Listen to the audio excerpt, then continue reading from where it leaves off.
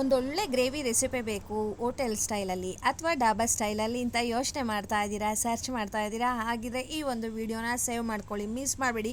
ತುಂಬ ಅದ್ಭುತವಾಗಿರುವಂಥ ರುಚಿ, ಪಕ್ಕಾ ಹೋಟೆಲ್ ಸ್ಟೈಲ್ ಅಥವಾ ಡಾಬಾ ಸ್ಟೈಲ್ ಅಂತ ಅಂದರೂ ಕೂಡ ತಪ್ಪಾಗೋದಿಲ್ಲ. ಅಷ್ಟು ರುಚಿಯಾಗಿ ಕಡಿಮೆ ಇಂಗ್ರೀಡಿಯೆಂಟ್ಸಲ್ಲಿ ಇಷ್ಟು ಟೇಸ್ಟಿಯಾಗಿ ಮಾಡ್ಬೋದು ಅಂದರೆ ನಂಬ್ತೀರಾ? ಹೌದು ಸ್ನೇಹಿತರೆ, ತುಂಬ ರುಚಿಯಾಗಿರೋ ಅಂಥ ಕ್ಯಾಪ್ಸಿಕಮ್ ಕರಿ ಅಂತ ಹೇಳ್ಬೋದು. ಸಾಕಾಗಿದೆ. ಬನ್ನಿ ಹೇಗೆ ಮಾಡೋದು ನೋಡ್ಕೊಂಡು ಬರೋಣವಾ. ನಾನಿಲ್ಲೊಂದು ಪ್ಯಾನ್ ತೊಗೊಂಡಿದ್ದೀನಿ. ಪ್ಯಾನ್ಗೆ ಸುಮಾರು ಒಂದು 6ರಿಂದ 8 ಸ್ಪೂನಷ್ಟು ಎಣ್ಣೆ ಹಾಕ್ಕೊಂಡಿದ್ದೀನಿ. ಸ್ವಲ್ಪ ಎಣ್ಣೆ ಮುಂದಾಗಿ ಇರಬೇಕು ಕರಿಗಳಿಗೆ ಎಲ್ಲ. ನಾನಿಲ್ಲಿ ಸುಮಾರು ದೊಡ್ಡ ಸೈಜಿಂದು 2 ಕ್ಯಾಪ್ಸಿಕಮನ್ನು ತೊಗೊಂಡಿದ್ದೀನಿ. ಅದೇ ರೀತಿಯಾಗಿ ಒಂದು 4 ಈರುಳ್ಳಿಯನ್ನು ಈ ರೀತಿಯಾಗಿ ಕಟ್ ಮಾಡ್ಕೊಂಡಿದ್ದೀನಿ. ಲೇಯರನ್ನು ಬಿಡಿಸ್ಕೊಂಡಿದ್ದೀನಿ. ಇವೆರಡರ ಕಾಂಬಿನೇಷನ್ ಅದ್ಭುತವಾಗಿರುತ್ತೆ. ಒಂದು ಸಲ ಈ ರೀತಿಯಾಗಿ ಟ್ರೈ ಮಾಡಿ ನೋಡಿ, ನೀವೇ ಕಳೆದೋಗ್ಬಿಡ್ತೀರಾ ತಿಂದಮೇಲೆ. ಹೌದಲ್ವಾ, ಸಖತ್ತಾಗಿದೆ ಅಂತ ವಿಡಿಯೋನ ಸೇವ್ ಮಾಡ್ಕೋತೀರಾ. ಹಾಯ್ ಮೈ ಬ್ಯೂಟಿಫುಲ್ ವ್ಯೂವರ್ಸ್, ಹೇಗಿದ್ದೀರಾ? ಎಲ್ಲರೂ ಚೆನ್ನಾಗಿದ್ದೀರಲ್ವಾ? Welcome back to my YouTube channel. ಯಾರೆಲ್ಲ ನನ್ನ ಚಾನಲನ್ನು ನೋಡ್ತಾ ಇದ್ದೀರಾ, ಸಬ್ಸ್ಕ್ರೈಬ್ ಮಾಡ್ಕೊಂಡು ವಿಡಿಯೋನ ಪೂರ್ತಿಯಾಗಿ ನೋಡಿ. ಎಲ್ಲೂ ಕೂಡ ಸ್ಕಿಪ್ ಮಾಡಬೇಡಿ. ಲೈಕ್ ಮಾಡಿ, ಶೇರ್ ಮಾಡಿ, ಕಮೆಂಟ್ ಮಾಡೋದನ್ನು ಮರಿಬೇಡಿ. 1-2 ನಿಮಿಷ ಫ್ರೈ ಮಾಡ್ಕೊಂಡಿದ್ದೀನಿ. ಅದನ್ನು ಎತ್ತಿಟ್ಕೊಂಡು ಅದೇ ಪ್ಯಾನ್ಗೆ ಸ್ವಲ್ಪ ಎಣ್ಣೆ ಇದೆ ಅಲ್ವಾ, ಅಷ್ಟೇ ಸಾಕಾಗತ್ತೆ. ಚಿಕ್ಕ ಸೈಜಿಂದು ಒಂದು 3 ಈರುಳ್ಳಿ, 2 ಹುಳಿ ಟೊಮ್ಯಾಟೊ, ಒಂದು 5ರಿಂದ 6 ಅಥವಾ ಒಂದು 8 ನೀವು ಮಾಡೋ ಅಂಥ ಕ್ವಾಂಟಿಟಿಗೆ ತಕ್ಕನಾಗಿ ನೀವು ಹಾಕ್ಕೊಳ್ಬೋದು. ಗೋಡಂಬಿ, 1 ಸ್ಪೂನಷ್ಟು ಸೋಂಪು, 1 ಸ್ಪೂನಷ್ಟು ಬಿಳಿ ಎಳ್ಳು,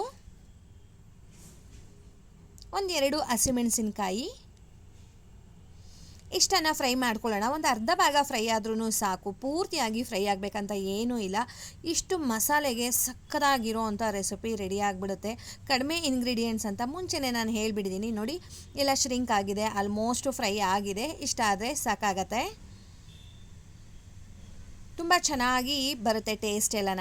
ಈವನ್ ಬಿಗಿನರ್ಸ್ ಇದ್ದರೂ ಕೂಡ ಆರಾಮ್ಸೆ ಮಾಡ್ಕೊಳ್ಬೋದು. ಇದಕ್ಕೆ 1 ಸ್ಪೂನಷ್ಟು ನಾನಿಲ್ಲಿ ಶುಂಠಿ ಬೆಳ್ಳುಳ್ಳಿ ಪೇಸ್ಟನ್ನು ಕೂಡ ಆ್ಯಡ್ ಮಾಡಿ ಫೈನ್ ಪೇಸ್ಟ್ ಥರ ರುಬ್ಬಿ ಇಟ್ಕೊಂಡಿದ್ದೀನಿ. ಅದೇ ಬಾಣಲಿಗೆ ಸುಮಾರು ಒಂದು 8ರಿಂದ 10 ಸ್ಪೂನಷ್ಟು ಎಣ್ಣೆ ಹಾಕ್ಕೊಂಡು ಅದಕ್ಕೊಂದು ಪಲಾವ್ ಎಲೆ ಹಾಕೋತಾ ಇದ್ದೀನಿ. 1 ಸ್ಪೂನಷ್ಟು ಕಸೂರಿ ಮೇಥಿ ಮತ್ತು ಪಲಾವ್ ಎಲೆದು ಫ್ರ್ಯಾಗ್ರೆನ್ಸ್ ತುಂಬ ಚೆನ್ನಾಗಿ ಬರುತ್ತೆ, ಲೈಟ್ ಮಸಾಲ ಇರೋದ್ರಿಂದ. ನಾನು ಈ ಎಣ್ಣೆ ಜೊತೆನೇ ನಾನಿಲ್ಲಿ ಸುಮಾರು ಒಂದು 2 ಸ್ಪೂನಷ್ಟು ಅಚ್ಚ ಖಾರದ ಪುಡಿ ಹಾಕ್ತಾಯಿದ್ದೀನಿ. ಒಂದು 1/4 ಟೀ ಸ್ಪೂನಷ್ಟು ಅರಿಶಿಣ, 1 ಸ್ಪೂನಷ್ಟು ಗರಂ ಮಸಾಲ, ಸುಮಾರು ಒಂದು 2 ಸ್ಪೂನಷ್ಟು ಧನಿಯಾ ಪುಡಿ. ಇಷ್ಟನ್ನು ಒಗ್ಗರಣೆ, ಈ ಒಂದು ಎಣ್ಣೆ ಏನಿದೆ ಅಲ್ವಾ ಸ್ನೇಹಿತರೆ, ಇದರಲ್ಲಿ ಫ್ರೈ ಮಾಡಿದ್ರೆ ಒಂದು ಎಕ್ಸ್ಟ್ರಾ ಟೇಸ್ಟ್ ಅಂತ ಹೇಳ್ಬೋದು. ಕಲರು ಕೂಡ ಅಷ್ಟೇ ತುಂಬ ಚೆನ್ನಾಗಿ ಬರುತ್ತೆ. ನೀವು ಮಾಡಬೇಕಾದ್ರೆ ಈ ರೀತಿಯಾಗಿ ಒಂದ್ಸಲ ಟ್ರೈ ಮಾಡಿ ನೋಡಿ. ನೋಡಿ, ಈ ರೀತಿಯಾಗಿ ನಮಗೇನಲ್ಲಿ ಆದಷ್ಟು ಇದನ್ನು ಫ್ರೈ ಮಾಡಬೇಕಾದ್ರೆ ಪುಡಿಗಳನ್ನೆಲ್ಲ ಲೋ ಫ್ಲೇಮ್ನಲ್ಲಿ ಇಟ್ಕೊಂಡು ಫ್ರೈ ಮಾಡಿ. ಇವಾಗ ನಾವು ಹುರಿದು ಇಟ್ಕೊಂಡಿರೋ ಅಂಥ ಅಥವಾ ಫ್ರೈ ಮಾಡಿ ಇಟ್ಕೊಂಡಿರೋ ಅಂಥ ಕ್ಯಾಪ್ಸಿಕಮ್ಮು ಮತ್ತು ಈರುಳ್ಳಿ, ಅದ್ರ ಜೊತೆಲಿ ನಾನಿಲ್ಲಿ ಕರಿಬೇವಿನ ಸೊಪ್ಪನ್ನು ಕೂಡ ಹಾಕಿದ್ದೀನಿ. ಕರಿಬೇವಿನ ಸೊಪ್ಪು ನಿಮಗೆ ಆಪ್ಷನಲ್ಲು ಸ್ನೇಹಿತರೆ. ಇದು ನಾವು ಫ್ರೈ ಮಾಡಬೇಕಾದ್ರೆ ಈರುಳ್ಳಿ ಮತ್ತು ಕ್ಯಾಪ್ಸಿಕಮನ್ನು ಪೂರ್ತಿಯಾಗಿ ಫ್ರೈ ಮಾಡಬಾರ್ದು. ಒಂದು ಅರ್ಧ ಭಾಗ ನಾವು ತಿನ್ನಬೇಕಾದ್ರೆ ಕ್ರಂಚಿಯಾಗಿ ಸಿಗುತ್ತೆ, ತುಂಬ ಚೆನ್ನಾಗಿರುತ್ತೆ. ಇವಾಗ ಇದ್ರ ಜೊತೆ ಎಲ್ಲ ಒಂದು ರೌಂಡು ಮಿಕ್ಸ್ ಮಾಡಿದ್ದೀನಿ. ಇದಕ್ಕೆ ರುಚಿಗೆ ಉಪ್ಪನ್ನು ಕೂಡ ಹಾಕೋಣ. ನಾವಿಲ್ಲೆಲ್ಲೂ ಉಪ್ಪನ್ನು ಸೇರಿಸಿಲ್ಲ, ಸೊ ರುಚಿಗೆ ಬೇಕಾದಷ್ಟು ಉಪ್ಪು. ನಾನೀಗ ಮಾಡ್ತಾ ಇರೋವಂಥ ಕ್ವಾಂಟಿಟಿ ಸುಮಾರು ಒಂದು 6 ಜನ ಸಫಿಷಿಯೆಂಟಾಗಿ ತಿನ್ನೋವಷ್ಟು ಗ್ರೇವಿ ಆಗುತ್ತೆ ಸ್ನೇಹಿತರೆ. ಈ ಒಂದು ಕ್ವಾಂಟಿಟಿಗೆ ನೀವು ಕರೆಕ್ಟ್ ಮೆಷರ್ಮೆಂಟಲ್ಲಿ ಹಾಕೋತೀನಿ ಅಂತ ಅನ್ನೋ ಆಗಿದ್ರೆ ಒಂದು 6 ಜನ ಸಫಿಷಿಯೆಂಟಾಗಿ ತಿನ್ಬೋದು. ನೋಡಿ, ಇವಾಗ 1 ನಿಮಿಷ ಜಸ್ಟ್ ಅದನ್ನು ಉಪ್ಪು ಹಾಕಿದ ಮೇಲೆ ಮಿಕ್ಸ್ ಮಾಡಿ ನಾವು ರುಬ್ಬಿಟ್ಕೊಂಡಿರೋ ಅಂಥ ನಾವು ಮಸಾಲ ರೆಡಿ ಮಾಡ್ಕೊಂಡಿದ್ವಿ ಅಲ್ವಾ, ಅದನ್ನು ಇದ್ರ ಜೊತೆ ಮಿಕ್ಸ್ ಮಾಡಿಕೊಂಡು ಇವಾಗಲೇ ನೀವು ಇದನ್ನು ಕನ್ಸಿಸ್ಟೆನ್ಸಿನ ಕರೆಕ್ಟಾಗಿ ಚೆಕ್ ಮಾಡ್ಕೊಳ್ಳಿ. ಗಟ್ಟಿ ಬೇಕಾ, ತೆಳುವಾಗಿ ಬೇಕಾ ಅಂತ ಹೇಳ್ಬಿಟ್ಟು ನಾನು ಇದನ್ನು ದೋಸೆಗೆ ಅಂತ ಮಾಡಿದ್ದೆ. ಸೊ ಸ್ವಲ್ಪ ತೆಳುವಾಗಿದ್ದರೆ ಚೆನ್ನಾಗಿರುತ್ತೆ ಅಂತ ನಾನು ಒಂದೇ ಸಲ ನೀರನ್ನು ಬೆರೆಸ್ಬಿಟ್ಟು ಆಮೇಲೆ ಕುದಿಯೋದಕ್ಕೆ ಇಡ್ತೀನಿ ಸ್ನೇಹಿತರೆ. ನೋಡಿ, ಕಲರು ಕೂಡ ಅಷ್ಟೇ ತುಂಬ ಅಂದರೆ ತುಂಬ ಚೆನ್ನಾಗಿ ಬಂದಿತ್ತು. ಇಲ್ಲಿ ಅದಕ್ಕೂ ಮುಂಚೆ ಸ್ನೇಹಿತರೆ ಒಂದು ಅರ್ಧ ಬೌಲಷ್ಟು ಮೊಸರನ್ನು ಬೀಟ್ ಮಾಡಿ ಹಾಕಿದ್ದೀನಿ. ನಾವು ಹಾಗೆ ಮೊಸರನ್ನ ಹಾಕಿಬಿಟ್ರೆ ಅಲ್ಲಲ್ಲೇ ಒಡೆದಾಗೆ ಅನ್ನಿಸ್ತಾ ಇರುತ್ತೆ, ಅಷ್ಟು ಚೆನ್ನಾಗಿ ಇರೋದಿಲ್ಲ. ಒಂದು ರೌಂಡು ಬೀಟ್ ಮಾಡಿ ಸ್ಪೂನಲ್ಲಿ ಎಲ್ಲ ನೀಟಾಗಿ ಬೀಟ್ ಮಾಡಿ ಹಾಕೋದ್ರಿಂದ ತುಂಬ ಚೆನ್ನಾಗಿ ಬರುತ್ತೆ. ನೋಡಿ ಇವಾಗ ಕುದಿಯೋದಕ್ಕೆ ಶುರುವಾಗಿದೆ, ತುಂಬ ಚೆನ್ನಾಗಾಗಿತ್ತು. ನಾನು ಹೇಳ್ದಾಗೆ ನೀವು ಈ ಟೈಮ್ನಲ್ಲಿನೇ ಉಪ್ಪನ್ನು ಹಾಕ್ಬೋದು ಅಥವಾ ಕನ್ಸಿಸ್ಟೆನ್ಸಿನ ಹಾಕ್ಬೋದು. ತೆಳುವಾಗಿ ಬೇಕಾ ಏನು ಗಟ್ಟಿ ಇದೆಯಾ ಅದನ್ನು ನೋಡಿಕೊಂಡು ಸ್ವಲ್ಪ ನೀರನ್ನು ನೋಡಿಕೊಂಡು ಬಳಸಿ ಸ್ನೇಹಿತರೆ. ಇದೇನು ಗಟ್ಟಿ ಆಗೋದಿಲ್ಲ. ಸೊ ಈ ರೀತಿಯಾಗಿ ಕುದಿಯೋದಕ್ಕೆ ಬಿಟ್ಟರೆ ತುಂಬ ಚೆನ್ನಾಗಿರೋ ಅಂಥ ಕ್ಯಾಪ್ಸಿಕಮ್ ಮತ್ತು ಈರುಳ್ಳಿ ಮಸಾಲ ರೆಡಿ ಆಗುತ್ತೆ. ನಿಮ್ಮೆಲ್ಲರಿಗೂ ಕೂಡ ತುಂಬ ಇಷ್ಟ ಆಗಿದೆ ಅಂತ ಅಂದ್ಕೊಳ್ತಾ ಇದ್ದೀನಿ. ನೋಡಿ ಸರ್ವ್ ಮಾಡ್ತಾ ಇದ್ದೀನಿ, ಎಷ್ಟು ಚೆನ್ನಾಗಿದೆ ಅಂತ. ಕಲರ್ ಕೂಡ ಅಷ್ಟೇ ತುಂಬ ಚೆನ್ನಾಗಿ ಬಂದಿತ್ತು, ಒಂದಕ್ಕೊಂದು ತುಂಬ ಚೆನ್ನಾಗಿ ಹೊಂದ್ಕೊಂಡಿತ್ತು ಸ್ನೇಹಿತರೆ. ಮೇಯ್ನಾಗಿ ಅದು ಬೇಕು, ಒಂದಕ್ಕೊಂದು ತುಂಬ ಚೆನ್ನಾಗಿ ಹೊಂದ್ಕೊಂಡಿತ್ತು. ನಮ್ಮನೇಲಂತೂ ತುಂಬ ಇಷ್ಟಪಟ್ಟು ತಿನ್ನುವಂಥ ರೆಸಿಪಿ ಇದು. ನೀವು ಕೂಡ ಮಿಸ್ ಮಾಡಬೇಡಿ. ಈ ರೀತಿಯಾಗಿ ನೀವು ಪ್ರತಿಯೊಂದಕ್ಕೂ ಕೂಡ ಕಾಂಬಿನೇಷನ್ ಮಾಡ್ಕೊಳ್ಬೋದು. ಇದನ್ನು ನೀವು ರೊಟ್ಟಿ, ಚಪಾತಿ, ಪೂರಿ ಎಲ್ಲದಕ್ಕೂ ತುಂಬ ಚೆನ್ನಾಗಿರುತ್ತೆ. ರೊಟ್ಟಿ ದೋಸೆಗೂ ಕೂಡ ಸಕ್ಕತ್ತಾಗಿತ್ತು ಸ್ನೇಹಿತರೆ ಕಾಂಬಿನೇಷನು. ನೀವು ಕೂಡ ಟ್ರೈ ಮಾಡಿ, ಹೇಗೆ ಬಂತು ಕಮೆಂಟ್ ಮಾಡೋದನ್ನು ಮರಿಬೇಡಿ. ಯಾಕಂದರೆ ಅದ್ಭುತವಾಗಿರುವಂಥ ರುಚಿ, ಪಕ್ಕಾ ಹೋಟೆಲ್ ಸ್ಟೈಲ್ ಅಥವಾ ಡಾಬಾ ಸ್ಟೈಲ್ ಅಂತ ಹೇಳ್ದೆ ಅಲ್ವಾ, ಅದೇ ರೀತಿಯಾಗಿಯೇ ಬಂದಿತ್ತು ಕಾಂಬಿನೇಷನ್ ಮಾತ್ರ. ನೀವು ಇದಕ್ಕೆ ಬೇಕಂದರೆ ಫ್ರೆಶ್ ಕ್ರೀಮನ್ನು ಹಾಕೊಳ್ಬೋದು, ಅದರ ಅವಶ್ಯಕತೆ ನನಗೆ ಇಲ್ಲಿಲ್ಲ ಅಂತ ಅನ್ನಿಸ್ತು. ಯಾಕಂದರೆ ಟೇಸ್ಟ್ ಇದೆ, ತುಂಬ ಚೆನ್ನಾಗಿ ಬಂದಿತ್ತು. ಸೊ ನೀವು ಕೂಡ ಈ ಒಂದು ರೆಸಿಪಿಯನ್ನು ಟ್ರೈ ಮಾಡಿ. ಈಸಿಯಾಗಿ ಮಾಡೋ ಅಂಥ ಗ್ರೇವಿ ರೆಸಿಪಿ, ಕಡಿಮೆ ಸಮಯದಲ್ಲಿ ಕಡಿಮೆ ಇಂಗ್ರೀಡಿಯೆಂಟ್ಸಲ್ಲಿ ಮನೆಯಲ್ಲಿ ಈ ರೀತಿಯಾಗಿ ಮಾಡ್ಬೋದಾ ಅಂತ ಅಂದ್ಕೊಳ್ಬೋದು. ತುಂಬ ಅಂದರೆ ತುಂಬ ಚೆನ್ನಾಗಿರುತ್ತೆ. ರೊಟ್ಟಿ, ಚಪಾತಿ, ಪೂರಿ, ದೋಸೆ ಪ್ರತಿಯೊಂದಕ್ಕೂ ಕೂಡ ಸೂಪರಾಗಿ ಇರುತ್ತೆ. ಒಂದು ಸಲ ನೀವು ಇದನ್ನು ಟ್ರೈ ಮಾಡಿದ್ರೆ ಮತ್ತೆ ಮತ್ತೆ ಬೇಕು ಅಂತ ಅನ್ನಿಸ್ತಾ ಇರುತ್ತೆ. ಅಷ್ಟು ರುಚಿಯಾಗಿ ಅದ್ಭುತವಾಗಿರೋ ಅಂಥ ರೆಸಿಪಿ ಕಡಿಮೆ ಟೈಮ್ನಲ್ಲಿ ಮಾಡ್ಬೋದು. ಬನ್ನಿ ಹೇಗೆ ಮಾಡೋದು ನೋಡ್ಕೊಂಡು ಬರೋಣವಾ. ನಾನಿಲ್ಲೊಂದು ಫ್ರೈಯಿಂಗ್ ಪ್ಯಾನ್ ತೊಗೊಂಡಿದ್ದೀನಿ. ಅದಕ್ಕೆ ಸುಮಾರು ಒಂದು 8ರಿಂದ 10 ಸ್ಪೂನಷ್ಟು ಅಡುಗೆ ಎಣ್ಣೆಯನ್ನು ಹಾಕೋತಾ ಇದ್ದೀನಿ. ಎಣ್ಣೆ ಜೊತೆನೇ ನಾನಿಲ್ಲಿ ಕೆಲವೊಂದು ಇಂಗ್ರೀಡಿಯೆಂಟ್ಸನ್ನು ಆ್ಯಡ್ ಮಾಡ್ತಾ ಇದ್ದೀನಿ. ಎಣ್ಣೆ ಜೊತೆನೇ ಅದು ಬಿಸಿ ಆಯಿತು ಅಂತ ಹೇಳಿದ್ರೆ ತುಂಬ ಚೆನ್ನಾಗಿ ಆ ಒಂದು ಫ್ಲೇವರ್ ಬಿಡುತ್ತೆ. ಕರಿಬೇವಿನ ಸೊಪ್ಪು, ಒಂದು ಅರ್ಧ ಸ್ಪೂನಷ್ಟು ಸೋಂಪು, 1 ಸ್ಪೂನು ಕಸೂರಿ ಮೇಥಿ, 1 ಪಲಾವ್ ಎಲೆ, ಒಂದು 3ರಿಂದ 4 ಹಸಿಮೆಣಸಿನ್ಕಾಯಿ. ಇಷ್ಟು ಸಾಕು. ಹಸಿಮೆಣಸಿನ್ಕಾಯಿ ಮುಂದೆ ಅಚ್ಚಕಾರದ ಪುಡಿ ಹಾಕೋದಿದೆ.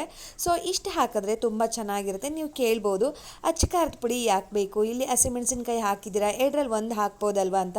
ಬಟ್ ಫ್ಲೇವರು ಚೇಂಜ್ ಆಗುತ್ತೆ ಸ್ನೇಹಿತರೆ. ಈ ರೀತಿಯಾಗಿ ಎರಡೂ ಇತ್ತು ಅಂತಂದರೆ ಗ್ರೇವಿ ತುಂಬ ಚೆನ್ನಾಗಿ ಬರುತ್ತೆ. ನೋಡಿ ಎಣ್ಣೆಯಲ್ಲಿ ಎಣ್ಣೆ ಜೊತೆನೇ ಬಿಸಿ ಹಾಕ್ತಾ ಇದೆ. ಸ್ವಲ್ಪ ಅದು ಫ್ರೈ ಆದಂಗೆ ಅನ್ನಿಸ್ತಾ ಇರುತ್ತೆ. ಆವಾಗ ನಾನಿಲ್ಲಿ ಸುಮಾರು ಒಂದು 3 ಈರುಳ್ಳಿಯನ್ನು ಈ ರೀತಿಯಾಗಿ ಕಟ್ ಮಾಡಿ ಹಾಕ್ಕೊಂಡಿದ್ದೀನಿ. ಆ ಗ್ರೇವಿಗೆ ಕಾಂಬಿನೇಷನ್ ಅಂತೂ ತುಂಬ ಚೆನ್ನಾಗಿರುತ್ತೆ.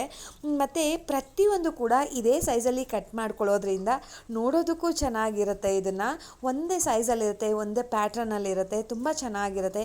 ನೀವು ಫೈನ್ ಚಾಪ್ ಮಾಡಬೇಕಾದ್ರೂ ಹಾಕ್ಕೊಳ್ಬೋದು. ನಂಗೆ ಫೈನ್ ಚಾಪ್ಗಿಂತ ಇದೇ ರೀತಿಯೇ ತುಂಬ ಇಷ್ಟ ಆಗುತ್ತೆ. ಮಕ್ಕಳು ಕೂಡ ತುಂಬ ಇಷ್ಟಪಟ್ಟು ತಿಂತಾರೆ. ಈರುಳ್ಳಿ ಹಾಕಿದ ಮೇಲೆ ಒಂದು 3 ನಿಮಿಷ ಅದನ್ನು ಫ್ರೈ ಮಾಡಿಬಿಡೋಣ, ಸಾಕಾಗತ್ತೆ ಸ್ನೇಹಿತರೆ. ಅದ್ರ ಜೊತೆ ನಾನಿಲ್ಲಿ ಒಂದು 3 ಮೀಡಿಯಮ್ ಸೈಜಿಂದು ನಾನು ಆಲೂಗೆಡ್ಡೆಯನ್ನು ತೊಗೊಂಡಿದ್ದೀನಿ. ಆಲೂಗೆಡ್ಡೆನೂ ಕೂಡ ಅಷ್ಟೇ ನೋಡಿ ನಾನು ಈ ರೀತಿಯಾಗಿ ಕಟ್ ಮಾಡಿ ಹಾಕ್ಕೊಂಡಿದ್ದೀನಿ. ನಿಮಗೆ ಕ್ಯೂಬ್ ಥರ ಅನ್ನಿಸ್ತಾ ಇದೆ, ಬಟ್ ತೆಳುವಾಗಿದೆ, ತುಂಬ ದಪ್ಪ ಮಾಡ್ಕೊಂಡಿಲ್ಲ. ನಾವು ಇದನ್ನು ಎಕ್ಸ್ಟ್ರಾ ವಿಷಲ್ ಏನೂ ಒಡಿಸೋದಿಲ್ಲ, ಇದು ಒಗ್ಗರಣೆನಲ್ಲೇ ಫ್ರೈ ಆಗಬೇಕು. ಇದನ್ನು ಕೂಡ ಅಷ್ಟೇ ಒಂದು 3 ನಿಮಿಷ ಫ್ರೈ ಮಾಡೋಣ. 2 ಒಟ್ಟಿಗೆ ಹಾಕ್ಕೊಳ್ಬೋದು ಅಂತ ನೀವು ಕೇಳ್ಬೋದು. ಈರುಳ್ಳಿಯನ್ನು ಎಣ್ಣೆಯಲ್ಲಿ ಫ್ರೈ ಮಾಡೋದು ಆ ಒಂದು ಫ್ಲೇವರ್ ಬಿಡುತ್ತೆ ಅಲ್ವಾ, ತುಂಬ ಅಂದರೆ ತುಂಬ ಚೆನ್ನಾಗಿರುತ್ತೆ. ಆಲೂಗೆಡ್ಡೆ ಒಂದು ಅರ್ಧ ಭಾಗ ಬೆಂದಿದೆ ಅಂತ ಹೇಳಿದಾಗ ರುಚಿಗೆ ಎಷ್ಟು ಬೇಕಾಗುತ್ತೆ ಅಷ್ಟು ಉಪ್ಪನ್ನು ಆ್ಯಡ್ ಮಾಡ್ತಾ ಇದ್ದೀನಿ. ಉಪ್ಪನ್ನು ಆ್ಯಡ್ ಮಾಡಿದ ಮೇಲೆ ಒಂದು ರೌಂಡು ಚೆನ್ನಾಗಿ ಮಿಕ್ಸ್ ಮಾಡ್ಕೊಳ್ಳೋಣ. ಈ ಗ್ರೇವಿ ಅಂತೂ ತುಂಬ ಅಂದರೆ ತುಂಬ ಚೆನ್ನಾಗಿರುತ್ತೆ. ನೀವು ಚಪಾತಿಗೆ ರೋಲ್ ಮಾಡಿಕೊಟ್ರು ಕೂಡ ಸಕ್ಕತ್ತಾಗಿ ಇರುತ್ತೆ. ನಾನು ಲಿಡ್ಡನ್ನು ಕ್ಲೋಸ್ ಮಾಡಿ ಬೇಯಿಸ್ತಾ ಇದ್ದೀನಿ. ಸ್ವಲ್ಪ ಬೇಗ ಬೇಯುತ್ತೆ ಆಲೂಗೆಡ್ಡೆ ಅಂತ. ನಾನು ಹೇಳ್ದಾಗೆ ಆಲೂಗೆಡ್ಡೆ ತುಂಬ ಟೈಮ್ ತೊಗೊಳ್ಳೋದೇ ಇಲ್ಲ, ಬೇಗನೆ ಬೆಂದುಬಿಡುತ್ತೆ. ನೋಡಿ ಮಧ್ಯ ಮಧ್ಯ ಮಿಕ್ಸ್ ಮಾಡ್ತಾ ಇರಬೇಕು. ಒಂದು 2 ಸಲ ಮಿಕ್ಸ್ ಮಾಡಿ ಲಿಡ್ಡನ್ನು ಕ್ಲೋಸ್ ಮಾಡಿದ್ದೀನಿ ಅಷ್ಟೇ. ಅಷ್ಟರೊಳಗಡೆ ತುಂಬ ಚೆನ್ನಾಗಿ ಆಲೂಗೆಡ್ಡೆ ಕೂಡ ಬೆಂದಿರುತ್ತೆ. ಇದ್ರ ಜೊತೆ ನಾನಿಲ್ಲಿ 1 ಸ್ಪೂನಷ್ಟು ಶುಂಠಿ ಬೆಳ್ಳುಳ್ಳಿ ಪೇಸ್ಟನ್ನು ಹಾಕ್ಕೊಂಡಿದ್ದೀನಿ. ಅದ್ರ ಜೊತೆ 2 ಕ್ಯಾಪ್ಸಿಕಮ್ ಸಣ್ಣ ಸೈಜಿಂದು ಚಿಕ್ಕ ಸೈಜಿಂದು 2 ಕ್ಯಾಪ್ಸಿಕಮನ್ನು ಕೂಡ ಅದೇ ರೀತಿಯಾಗಿಯೇ ನಾನು ಕಟ್ ಮಾಡಿ ಹಾಕ್ಕೊಂಡಿದ್ದೀನಿ. ಈರುಳ್ಳಿ, ಆಲೂಗೆಡ್ಡೆ ಮತ್ತು ಕ್ಯಾಪ್ಸಿಕಮ್ 3 ಕೂಡ ಒಂದೇ ಪ್ಯಾಟ್ರನ್ನಲ್ಲಿದೆ, ಒಂದೇ ಥರ ಇದೆ. ಫ್ರೈ ಆದಮೇಲೂ ಕೂಡ ಇದೇ ರೀತಿಯೇ ಇರುತ್ತೆ. ನಾನು ಹೇಳ್ದಾಗೆ ನೋಡೋದಕ್ಕೂ ಕೂಡ ತುಂಬ ಚೆನ್ನಾಗಿ ಕಾಣುತ್ತೆ. ನೋಡಿ, ಒಂದು ರೌಂಡ್ ಮಿಕ್ಸ್ ಮಾಡ್ತಾ ಇದ್ದೀನಿ. ನಮಗೆ ಕ್ಯಾಪ್ಸಿಕಮಲ್ಲಿ ಆ ಒಂದು ಕ್ರಂಚಿನೆಸ್ ಇರಬೇಕು ಸ್ನೇಹಿತರೆ. ನಾವೀಗ ಏನು ಮಾಡ್ತಾ ಇದ್ದೀವಿ ರೆಸಿಪಿ, ಇದರಲ್ಲಿ ಮೇಯ್ನಾಗಿ ಬರೋದೇ ಕ್ಯಾಪ್ಸಿಕಮ್ಮು. ಅದನ್ನು ಪೂರ್ತಿಯಾಗಿ ಫ್ರೈ ಮಾಡೋದು ಬೇಡ, ಆ ಕ್ರಂಚಿನೆಸ್ ಇರಬೇಕು, ಅಲ್ಲಿ ತನಕ ಫ್ರೈ ಮಾಡ್ಕೊಳ್ಳೋಣ. ಸುಮಾರು ಒಂದು 2 ನಿಮಿಷ ಫ್ರೈ ಮಾಡಿದ್ರೆ ಸಾಕಾಗತ್ತೆ. ನೋಡಿ, ಆಲ್ರೆಡಿ ನೋಡಿ ಈ ರೀತಿಯಾಗಿ ಎಣ್ಣೆ ಬಿಡ್ತಾ ಇದೆ. ಸೊ ಆಲ್ಮೋಸ್ಟ್ ಫ್ರೈ ಆಗಿದೆ ಅಂತ ಒಂದನ್ನು ಚೆಕ್ ಮಾಡ್ಕೊಳ್ಳೋಣ. ಮೇಯ್ನಾಗಿ ಇಲ್ಲಿ ಆಲೂಗೆಡ್ಡೆ ಫ್ರೈ ಆಗಬೇಕು. ನೋಡಿ, ತುಂಬ ಚೆನ್ನಾಗಿ ಕಟ್ ಆಗ್ತಾ ಇದೆ. ಇವಾಗ ಎಲ್ಲದು ಪರ್ಫೆಕ್ಟಾಗಿ ಬೆಂದಿದೆ ಅಂತ. ಇವಾಗ ಇದಕ್ಕೆ ಕೆಲವೊಂದು ಸ್ಪೈಸಸನ್ನು ಆ್ಯಡ್ ಮಾಡಬೇಕಾಗತ್ತೆ. ಬನ್ನಿ ಅದು ಏನು ಅಂತ ನೋಡ್ಕೊಂಡು ಬರೋಣ. 1 ಸ್ಪೂನಷ್ಟು ಇಲ್ಲಿ ಗರಂ ಮಸಾಲ ಆ್ಯಡ್ ಮಾಡ್ತಾಯಿದ್ದೀನಿ. ಸ್ವಲ್ಪ ಕಡಿಮೆ ಬೇಕಾದರೂ ಹಾಕ್ಕೊಳ್ಬೋದು. ಮನೆಯಲ್ಲಿ ಜಾಸ್ತಿ ಮಸಾಲ ತಿನ್ನಲ್ಲ ಅನ್ನೋರು ಕಡಿಮೆ ಮಾಡ್ಕೊಳ್ಬೋದು. ನಾನಿಲ್ಲಿ ಸುಮಾರು ಒಂದು 5ರಿಂದ 6 ಜನಕ್ಕೆ ಈ ಒಂದು ರೆಸಿಪಿನ ಮಾಡ್ತಾ ಇರೋದು. ನಾನಿಲ್ಲಿ 2 ಸ್ಪೂನಷ್ಟು ಅಚ್ಚ ಖಾರದ ಪುಡಿ ಹಾಕ್ಕೊಂಡಿದ್ದೀನಿ. ಅದರಲ್ಲಿ ಬ್ಯಾಡಗಿ ಮೆಣಸಿನ್ಕಾಯಿ ಪುಡಿನೂ ಕೂಡ ಆ್ಯಡ್ ಆಗಿದೆ. ಅದೇ ಸ್ಪೂನ್ ಮೆಷರ್ಮೆಂಟಲ್ಲಿ ನಾನು 2 ಸ್ಪೂನಷ್ಟು ಧನಿಯಾ ಪುಡಿ ಕೂಡ ಹಾಕ್ಕೊಂಡಿದ್ದೀನಿ. ಒಂದು 1/4 ಸ್ಪೂನಷ್ಟು ಅರಿಶಿಣ ಹಾಕ್ಕೊಂಡಿದ್ದೀನಿ. ನಾನು ಧನಿಯಾ ಪುಡಿ ಮಾಡಿಸ್ಬೇಕಾದ್ರೆ ಅದಕ್ಕೆ ಅರಿಶಿಣದ ಬೋಟು ಕೂಡ ಹಾಕಿ ಮಾಡಿಸಿರ್ತೀನಿ.